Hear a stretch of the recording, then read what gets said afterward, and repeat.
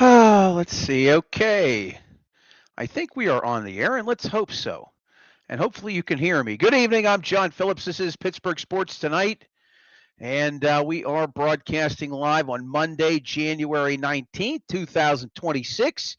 Good evening if you're joining us on YouTube or Facebook or X. We are pleased that you are joining us this evening. It was quite a Monday, busy day. Looks like the NFL has a new head coach in Miami. We will talk a little bit more about that in a little bit. There's one less head coach in the National Football League, apparently, as Sean McDermott was shown the door today. For some reason, we are not broadcasting on our X page, and I'm going to have to get that figured out here in just a second, which doesn't make me necessarily a happy person, but hey, the technology is still relatively new to me, and I'm just trying to figure things out at the end of the day. So let's talk about the Steelers. Let's talk a little bit about the progress that we are seeing from the black and gold when it comes to looking for a new head coach. We are in that process, are we not? Less than a week removed, about a week removed now from the fact that the Steelers watched Mike Tomlin step away as their head coach. And hey, look, it's taken a lot of heat this weekend. I wrote an article Sunday on our Facebook page. You can find us on Facebook at Steel City Sunday. I write commentary there and opinion, and we'll maybe move to some non-Steelers related material at some point. But I want to just, I want to reiterate Mike Tomlin leaving is a good thing. It's a good thing. It's a shame it took this long. It was really just, it was, for what it's worth, we needed him to go. He needed to go, and it's clear that Art Rooney II had no interest, zero interest, okay, in getting rid of Mike Tomlin, which is stunning, given how poorly this franchise has performed in the postseason. Okay, I said last week, no coach in the history of the National Football League that won a Super Bowl went more than 6 seasons and kept their job without winning a playoff game. No coach went more than 6 seasons without winning a playoff game and kept their job. Tom Landry went 6 years, and then he was fired by Jerry Jones. Okay, Mike Tomlin went 9 years without winning a playoff game and looked bad in the last half dozen, and would have kept his job had he decided last Tuesday that he wanted to keep on coaching the Steelers. Those are facts. And we could talk about why. I've talked about why. I've talked about the fact that Art Rooney didn't want to, nor would he have ever fired Mike Tomlin, because that would have required him to fire a minority head coach, and the legacy of his dad and the name Rooney, right? Getting the Rooney rule in place, a great rule, has helped a lot of minorities get to that head coaching position, GM position in the NFL. But nonetheless, it would have made him look bad, would have made his father look bad, would have made that Rooney name tarnished probably in his mind, especially with no losing seasons. But the fact of the matter is that had Mike not stepped away, he'd be getting ready for the offseason, right? Exit interviews, starting to get that process going for the NFL draft. It's a good thing that the Steelers are in the midst of a coaching search right now. It's exciting. It's something that we need. We need a new face in here. And as I've said, right, Brian Flores has been at the top of my list since moment one. excited that, he's coming in for a more formal interview, I believe, this week. We could talk a little bit more about some of the other coaches as we kind of move along here. But the truth of the matter is, we need to be in a coaching search right now. This franchise needs a new perspective, and we're going to get that eventually. The Steelers are going to take their time, as they should, right? The Dolphins, it took them a week. I don't even know if it was a week. It might have been 8 days. I don't even know if it was that. It's a couple weeks, right? Maybe less than 2 weeks. They have a new head coach already. I don't know if the Steelers will have a head coach by the end of this week. And honestly, I want them to take this process as long as they need, right? We'll talk about the ramifications of Sean McDermott today losing his job in Buffalo, right? And everybody's talking about, which is the marquee? Which is the best job? They're all good jobs. Some are elite jobs.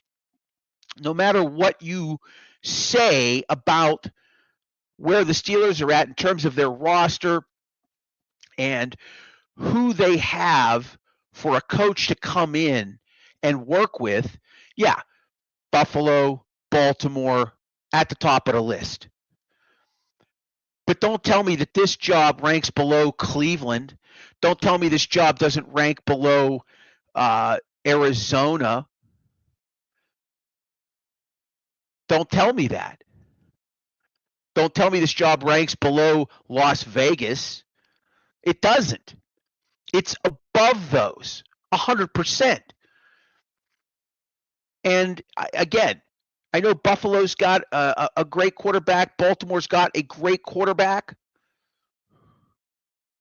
But the truth of the matter is that this franchise provides stability for a head coach who may get it wrong. And make no mistake about it, I think we're heading towards a couple of 6-11, 5-12 seasons. I'm okay with that. I was okay with Aaron Rodgers coming back. I don't know if I feel that way right now. I don't know if I want him back at 42, soon to be at 43 next December. Maybe we need that to have a 5-12 season. I don't know. Maybe a head coach can get in here in the next 2 to 3 weeks and make chicken salad out of the chicken scratch that's been left over. I do these little 60-second shorts for YouTube and Facebook and Instagram and TikTok. I did one over the weekend, and I used a little clip from the old, from the one Batman movie where the Joker, is leaving the hospital as it's blowing up, and then he hits the little detonator to make sure he finishes it off. And that was basically Mike Tomlin this week, leaving the place in ruins. Mean Green checking in via our YouTube channel this evening. Am I staying warm on this cold night? I did pay the gas bill this month. Thank you, Mean Green. We are North Allegheny School District already a 2-hour delay for tomorrow. I would anticipate that the kids are probably going to be off. So apparently it's going to be like -10. I was actually grilling out back this evening. I fired up the grill. I went to Lowe's, got some mesquite chips, soaked those. Did some chicken kebabs. It's good times. I'm settled into this new home. As you can tell, we got a new setup. I kind of turned my desk. I think the lighting is much better. I'm going to add some things to the back wall, give it a little bit more of a nice sports feel. And we're going to continue to keep doing this show. I appreciate Mean Green you checking in this evening as some of you are still trying to file in here. Welcome to Pittsburgh Sports Tonight. I'm John Phillips. We do this 2 nights a week, starting next week, 3 nights a week. Monday, Tuesday, Wednesday, starting next week and through the week of the Super Bowl. And I believe after the Super Bowl is over, we're going to get to 4 nights a week. And just an hour a night. It will wet my whistle. I've got some exciting guests planned for next week. I've already got one lined up. We'll promote that tomorrow. I'm excited. I'm trying to do what I want to do for an hour each night. It may not always be 100% Pittsburgh sports related, but I am going to try to make this our a fun thing. I'm going to try to bring in different guests. I'm going to try to bring in personalities from social media. I've got one already lined up for next week. I'm excited to be able to bring that individual in. Should be a fun one. We'll talk maybe a little bit more about that tomorrow. Was hoping to have a special guest tomorrow night, but he said no. It's okay. I also tried to book somebody that wanted $250 for an interview, and I politely passed on that as well. Yeah, so we are in the early stages of a replacement for a head coach, and I think by the time we get to Super Bowl week, the Steelers will have an announcement to make. I think they're 2 weeks out. Has there been any names who have come to the forefront of the coaching search? No, Mean Green. We are so early in. Although I will say that Mark Cabali did tweet out about an hour ago some names that have already completed first-round virtual interviews. I want to go find that because I had it set up, and then I had to move my X page to go do a couple things, but Cabali had mentioned that the Steelers had completed about seven or eight virtual interviews already since all of this went down last week. I'm pulling that stuff up right now for us so that we can take a peek at that. Cabali had mentioned 1, 2, 3, 4, 5, 6, 7. It looks like, and Elgiro Ivero out of Carolina, Jeff Hafley, who has taken apparently the Miami Dolphins job, the defensive coordinator out of Green Bay, Clay Kubiak out of San Francisco, Jesse Minter from the Chargers, Nate Schliehaus from the Rams, Chris Shula from the Rams, Anthony Weaver from Miami, have all completed virtual interviews. We know that Mike McCarthy's coming in for an interview this week. We know Brian Flores is coming in for an interview this week. I would expect Sean McDermott is going to get a little kick of the tire as well.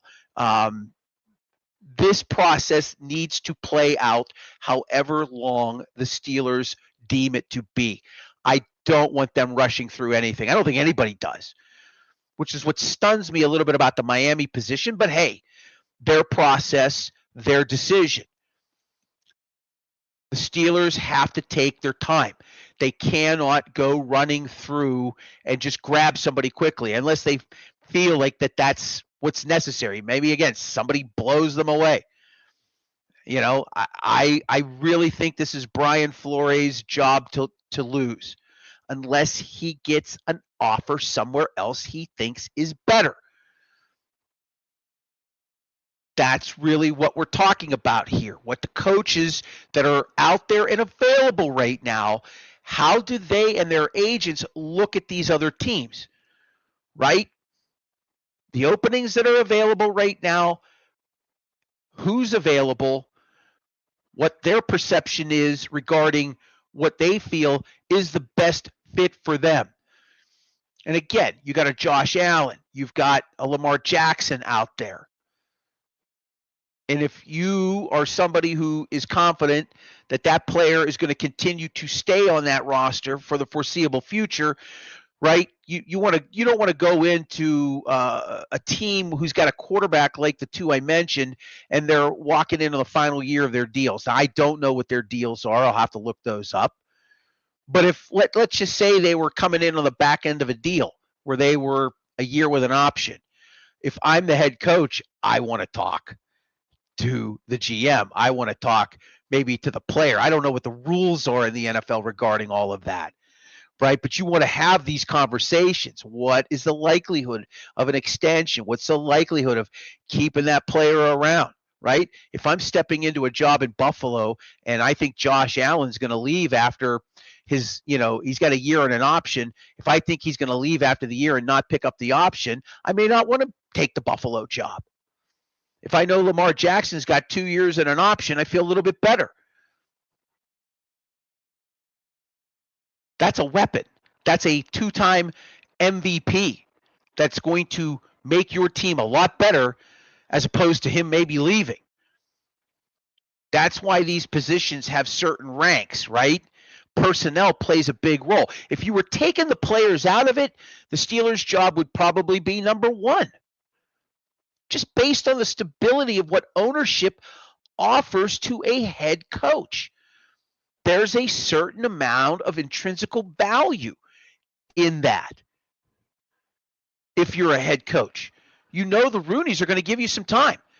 Mean Green says since it's the fourth coach the Steelers have had since '69, it can't be something that's rushed. Bring on the right coach. I agree. I am in full agreement that and look, if they've got to go past the Super Bowl week and make this right, so be it. But I'm certain that by the Friday of the Super Bowl, the Steelers will probably have an announcement. I don't know if it'll be next week. It might be. It could be next week. It could be next week. But I really think that that's something that's going to play out in the course of the next 7 days. Of the next 7 to 10 days, we'll probably have a pretty good idea. But I really want to see Sean McDermott come in here. I like the idea that they're bringing Mike McCarthy in. I don't know if he's really in their age demographic, right? They have, and that's not the, old people are allowed to have jobs too. I think McCarthy's 64, and he's a Pittsburgh guy. I think he would be better suited in an advisory role or maybe in a coordinator position. I don't know if he wants that. I know he's still under contract to Dallas, so he's making easy money. But I'm sure he wants to get back in. I believe he interviewed for the Tennessee position as well. I don't think the Steelers are really long on him as head coach. Could be wrong. Could very well be wrong. You are welcome to leave comments. I appreciate you all checking us out this evening. This is Pittsburgh Sports Tonight. Shout out from the Mon Valley, from Lance 33. Stay warm down there in the valley, sir. It is definitely getting colder out there by the minute. All right, let's get into a few other topics. Did anybody watch any football this weekend? We'll come back and talk about Aaron Rodgers and a few other things here. I want to talk about the football this weekend, and specifically the officiating. I have been saying for quite some time now that the National Football League, specifically Roger Goodell, loves the fact that the officiating, as bad as it is, keeps people coming back for more. As much as the NFL, for as much money as they make, for as big a league as they are, and they should have full-time referees, they continue to deliver a less than stellar product because they don't make the referees full-time. And it's a travesty. It's a travesty. We saw some things over the course of the weekend, especially in that Broncos game, right? That Broncos-Bills game, where there was clearly holding going on a possession in overtime as Buffalo was trying to drive for a game-winning field goal, and their receiver was held not once but twice. Ball was overthrown. No flag was thrown. Clearly a holding, defensive holding, definitely a holding call at minimum, if not DPI in a possession on the spot where the foul was, which was inside, I think, the 40 or 35-yard line of Denver. Nothing happens. And then what do the Broncos do? They come back and they just start pitching the ball downfield, and eventually referees call a DPI. Maybe it should have been, maybe it shouldn't have been. Right, there was some sort of question on whether or not a pass last night was caught or it wasn't caught. Right, we've had all of these crazy scenarios in these games where every weekend something happens. Right, something happens. Whether it's the Buffalo-Denver game, whether it's yesterday with receivers not catching passes or catching passes in the Houston-New England game. It's mind-boggling to me. It truly is. And I think it's done on purpose. It's allowed to be that way because I think it creates more buzz online. Do I think the officials cost Buffalo the game versus Denver? I think they should have probably thrown a flag.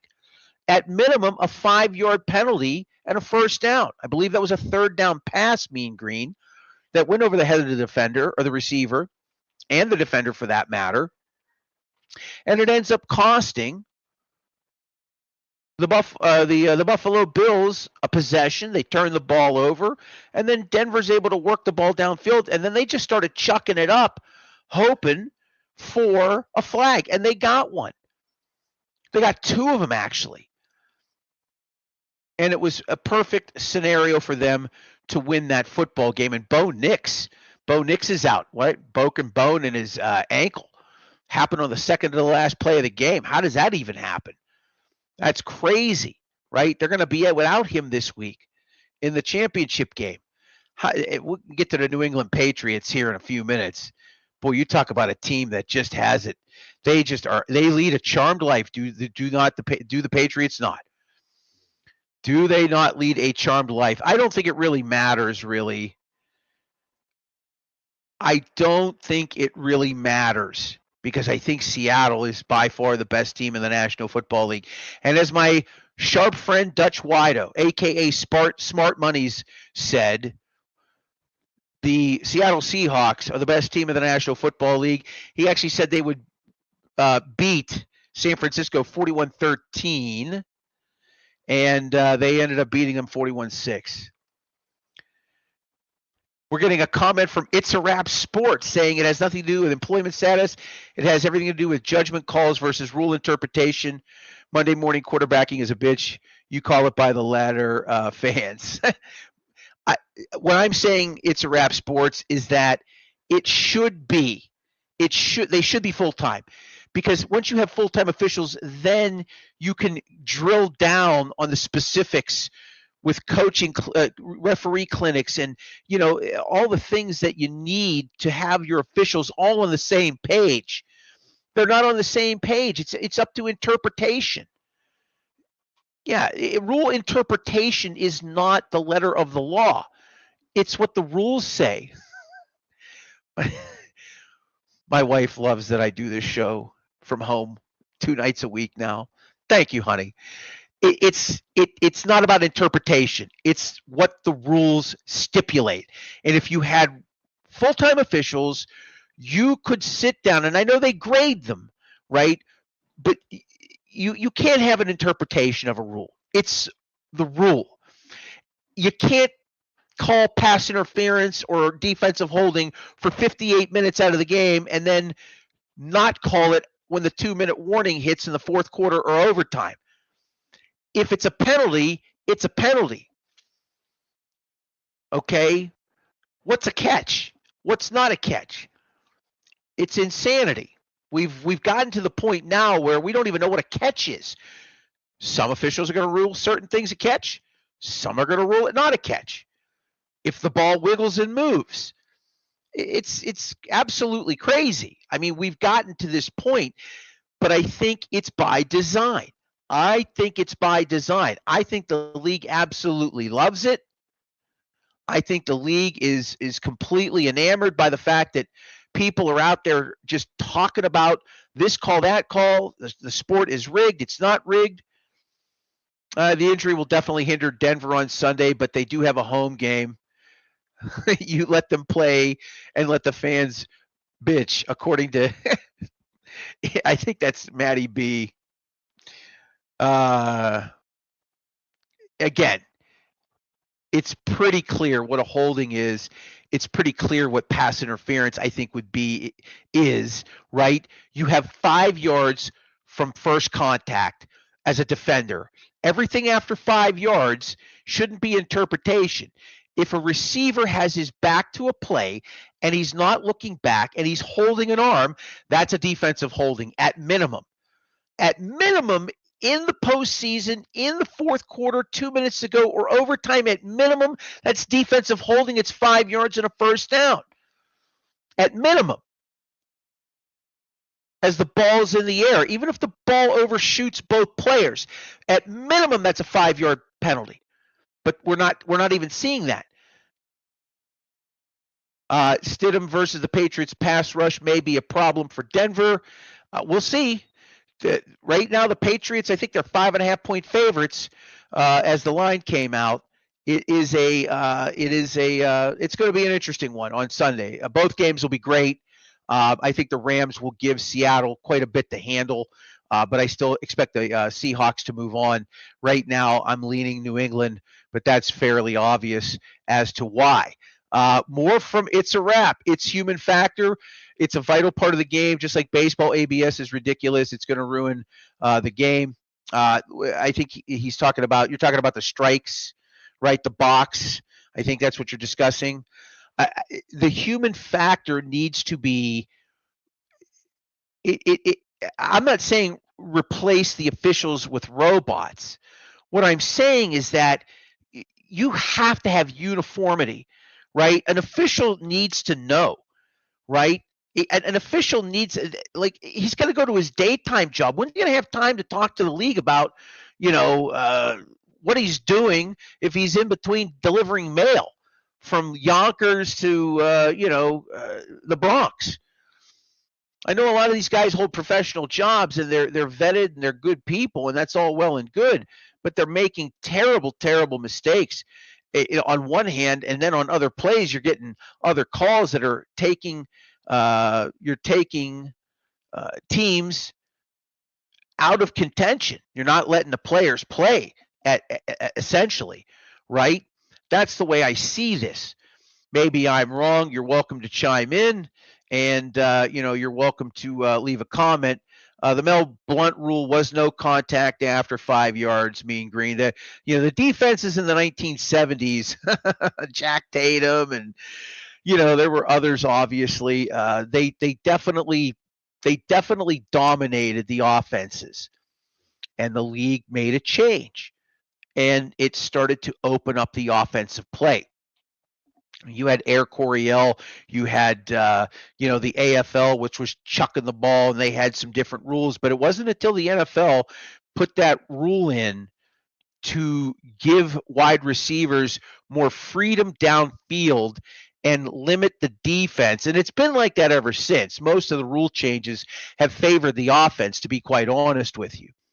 And I understand why. They want scoring, and that creates excitement, and that creates a lot of eyeballs on games, on your phone, on your tablets, watching on streaming services. So yeah, but that was the Mel Blount rule, essentially, that limited defenders from contact with the wide receivers or tight ends or the running backs 5 yards past the line of scrimmage.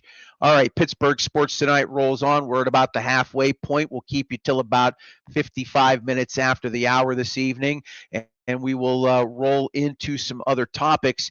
I want to get back to talking a little bit about Aaron Rodgers. There has been some conversation that A-Rod would maybe, depending on who the head coach is, maybe make a run back at it again. I don't think there's any other team in the league that he would probably play for at this point. And I think he had a good year here. I mean, overall, obviously, getting us to the postseason, winning the division, best quarterback play we've had since Ben retired. Right, he didn't throw for 350 yards and 5 touchdowns every single day. He was efficient. His completion percentage was very solid. He didn't make a ton of mistakes. He had a couple of bad games, not many.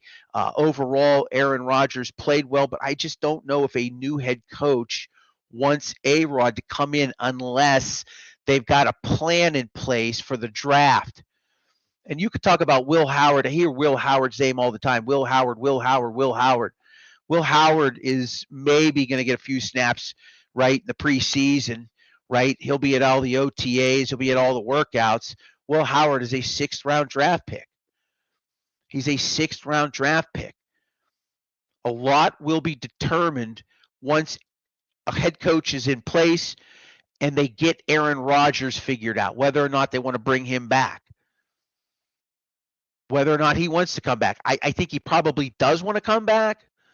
And as I said earlier, I was I was okay with that. Then Mike Tomlin quits, and now I'm not so sure.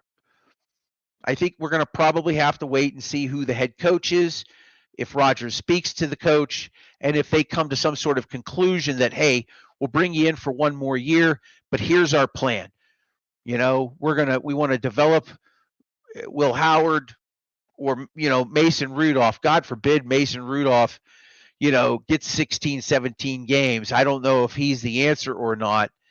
I know that, Mike Tomlin drafted him, but he was not a fan of his, even though he helped Tomlin get into the playoffs in 2023.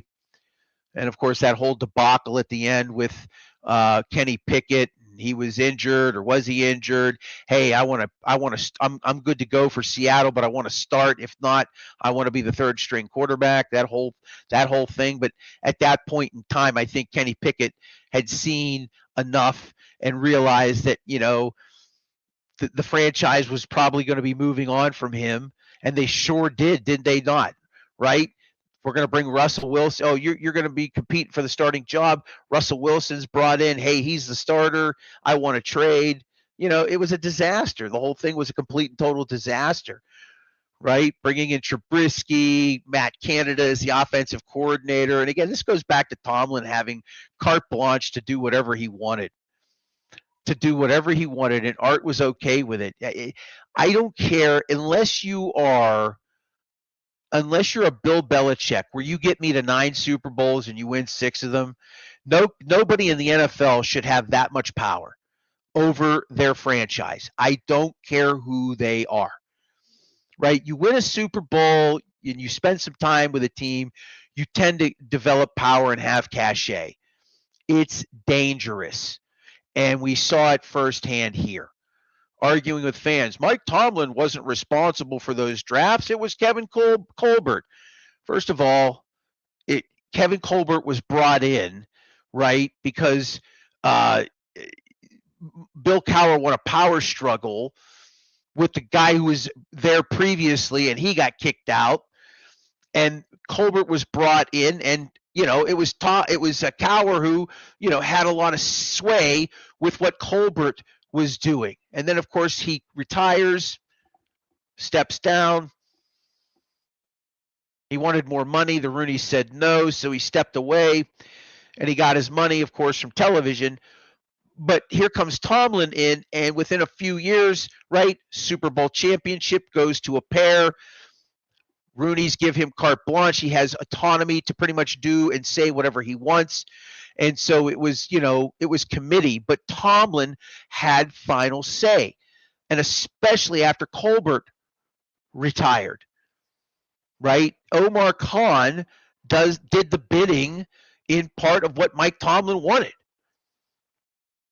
Everybody reports to Tomlin, director of football operations. The buck stopped with him. That's why it makes me laugh when you've got guys like Cam Newton out there giving Tomlin a free pass, but, ripping Sean McDermott, right? The truth of the matter is that this is Tomlin's baby. Well, he got him to the playoffs with so little. Why did they have so little? Because they missed a lot in drafts that they've had. Whose fault is that? It's a combination of things, but it goes back to Tomlin. It's his roster.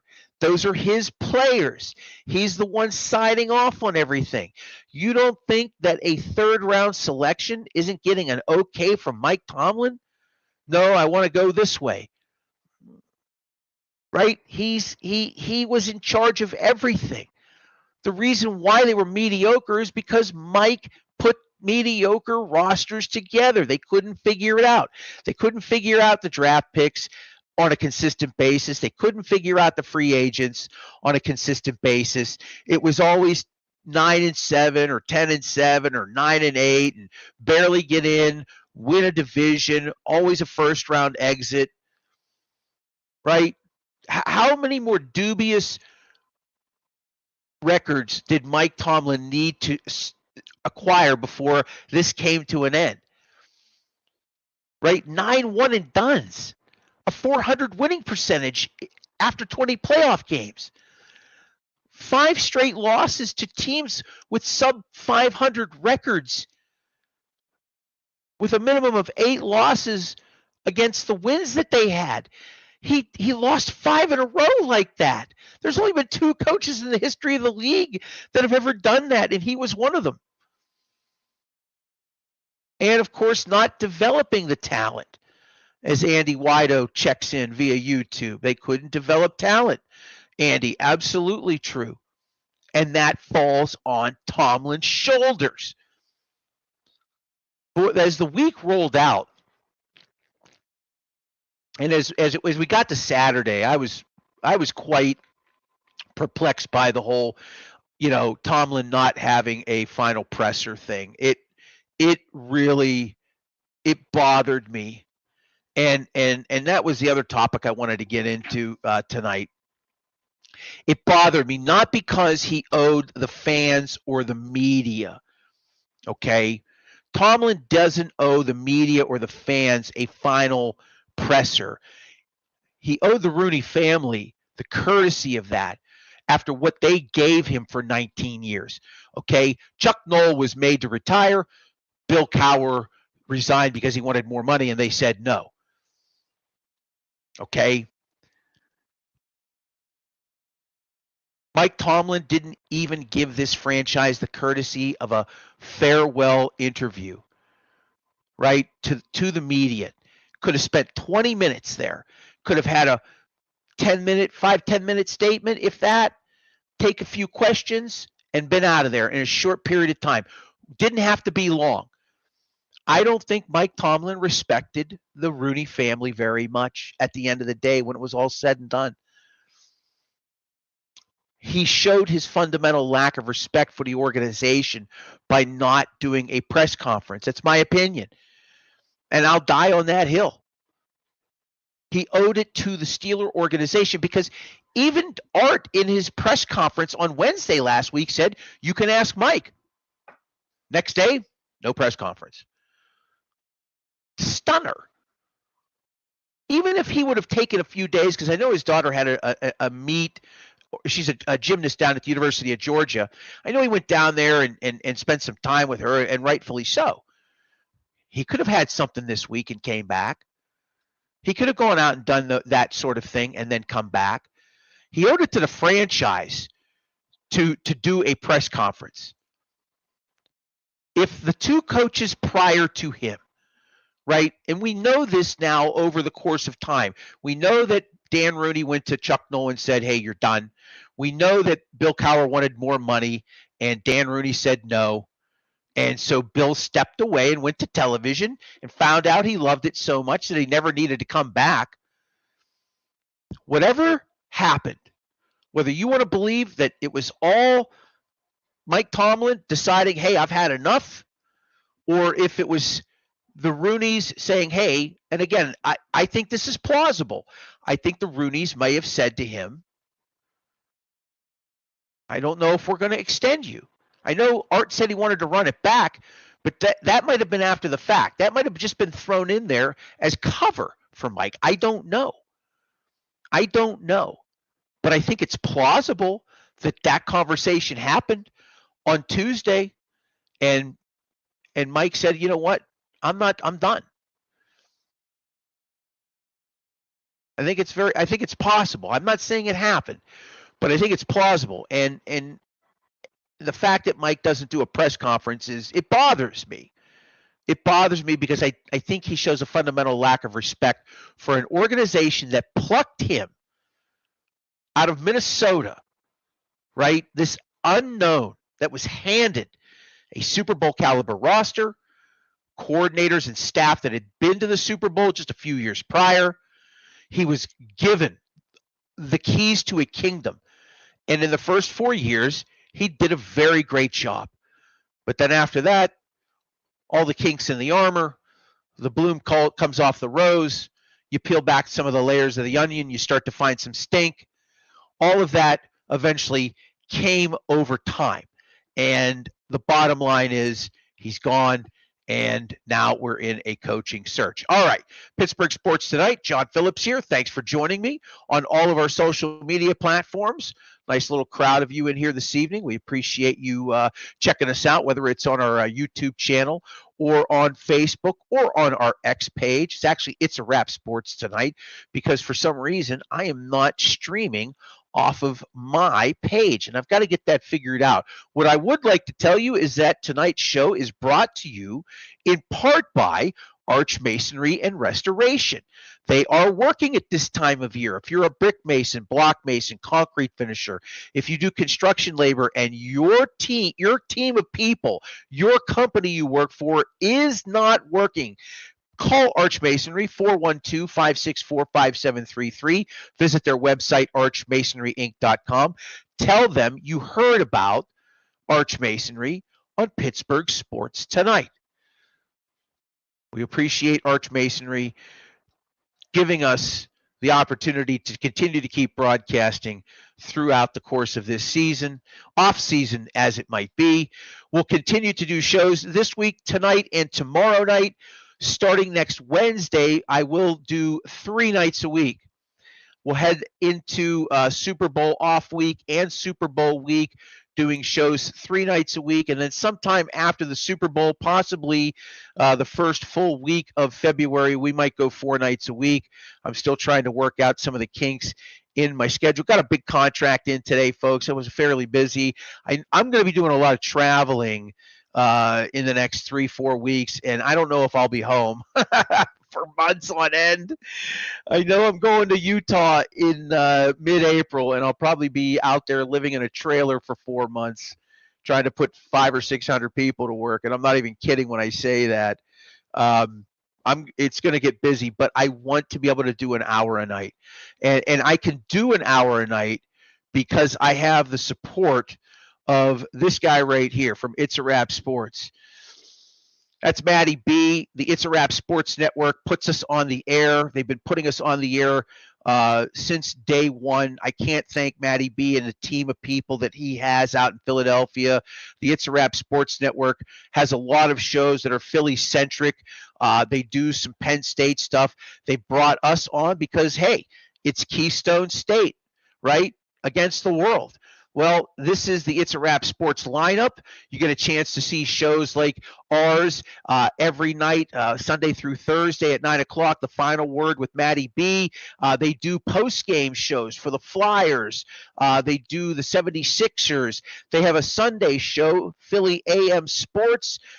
They've got nice programming. You should check them out. Here's just a couple of the different programs you can see on Friday night. It's Philly Friday Frenzy with Al Zafari. That's on the It's a Wrap Sports Network. If you like to gamble, if you like to wager a chocolate chip cookie or two, Tuesday nights at 8 o'clock, it's Props, Locks, and Parlays with Mike Loro. He does a Penn State show during the football season. Great programming from It's a Wrap Sports. Give them a look-see. Birds Blast with Kyle Quinn. That's Thursdays at 7 o'clock. You can check them out. It's a Wrap Sports Network. We thank them for helping us. They've been great. Matty B's been fantastic. I'm not going anywhere. I'm going to help build a platform here. Our platform, It's a Wrap Sports platform. We are in this for the long haul. I said this from the beginning. I should have obviously done this a long time ago, but I'm doing it now, and I'm having a good time doing it. And we're just going to continue to keep providing programming. It's just the way it's going to be. A couple other comments coming in here. This one from Mean Green. It doesn't seem right talking about the Super Bowl and not including our Steelers. Well, look, they've had this game now, what, 50? Which one is this? Is this 58 or this is Super Bowl 60? So we've done this 60 times, right?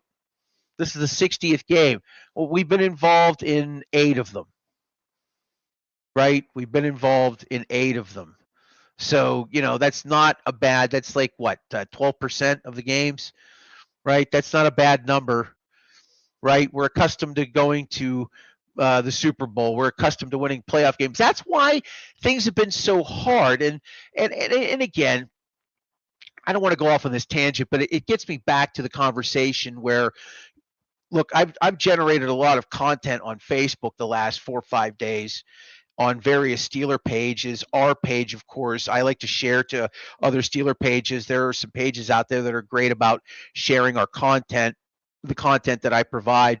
And, anybody clamoring about the race card, the simple truth is that every coach in every professional sport and at the big college levels, it doesn't matter who you are, it doesn't matter what your skin color is, what your religion is. If you don't win games, you are on a hot seat. Fans, media, right? Even ownership. Whoa, this is concerning. We need to do better. Right? Everybody's on a hot seat, especially in the NFL if you don't win. If you don't win. And he wasn't winning playoff games. They were somewhat competitive in this one, right? At least they were competitive for 3 quarters. And then the wheels came off. Still not good enough. It's still not acceptable. And he had to step down for something to change. That's the crazy part. That's the part I still can't wrap my head around, although I've explained why I believe that's the case. All right. Let's talk about Jeff Capel. I want to switch to a few other topics here. I want to get away from the Steelers for a few minutes. Pitt basketball has fallen on hard times. And I'm not just talking about, the Dusty Rhodes promo from 1985 hard times. I'm talking like this basketball program got destroyed by Louisville at home on Saturday by 40-plus points. I don't even know if half the building was filled down at the Peterson Event Center. Alan Green, I don't know if you're paying attention to anything. You were brought in a few years ago to become the new athletic director. Never had a chance to meet you. By all accounts, you're doing what you're supposed to. But Jeff Capel right now is not getting it done. Year 7 of Jeff Capel. And to get beat by 40, I think it was 41 points Saturday. You got to buy this guy out at the end of the year. I think he's got 4 years left on his deal. You have to buy Jeff Capel out. I don't know even if that's going to matter. Even if you bring in a young coach or you try to make a splash hire, right? You try to bring somebody in here that is a big name that is at a smaller program. And I know Sean Miller would probably come up firsthand, right? Sean and Archie Miller. It can't keep being like this for Pitt basketball. It's a train wreck. It's embarrassing, right? We talked a little bit about how the football program went 8-4 and then went to a military bowl, right? And they lost to East Carolina, embarrassingly enough. I've talked about Pitt athletics over the decades. Obviously the Oval Janes era in the mid-late 80s set this university back 50 years, 40 plus years now. We're going on 40 years of just misery if you're a Pitt fan, right? And I didn't go to the University of Pittsburgh. I have no affiliation with Pitt other than growing up as a kid in the late 70s and early 80s and experiencing what was undoubtedly the greatest 8-9 year run in the university's history. Winning a national title in 76, Dan Marino coming to the program in 79, 80, 81, and 82 with Hugh Green. Bill Fralick was mixed in there, Ricky Jackson, Gordon Jones. I know I'm forgetting a whole bunch of others that they had. Tommy Flynn, right? There's Sal Sinceri, right? They had tremendous talent at Pitt for 8 or 9 years. First under, eventually after Jackie Sherrill, the program just rose to incredible heights. And then after 85, 86, things kind of sputtered off. They just kind of just went sideways, and Oval Janes and the university at that point in time had kind of taken over. Johnny Majors left. Jackie Sherrill took over. He left to go to, I think it was either Texas A&M or Mississippi State. And then they brought Foge Fazio in, and that's when things really started to kind of turn for Pitt. And then, of course, betraying Joe Paterno, not creating an Eastern football conference, going to the Big East, blocking Penn State from joining the Big East, and then, of course, Joe Paterno leaving and going to the Big Ten really sealed the university's fate. And it has been a struggle ever since for all the programs. There was a period of time where, Pitt basketball, had some cachet. Right? Steve Peterson came in that first era of the university. They tore down Pitt Stadium. They built the Peterson Events Center. They put together a winning basketball program for a number of years. They made NCAA tournaments. They had number one seeds, but they couldn't get to a Final Four. Right? They got to a regional final. I believe it was I think it was 2008. They lost to Villanova in the regional final that year. True story. I watched that game from Oil City High School in their gymnasium.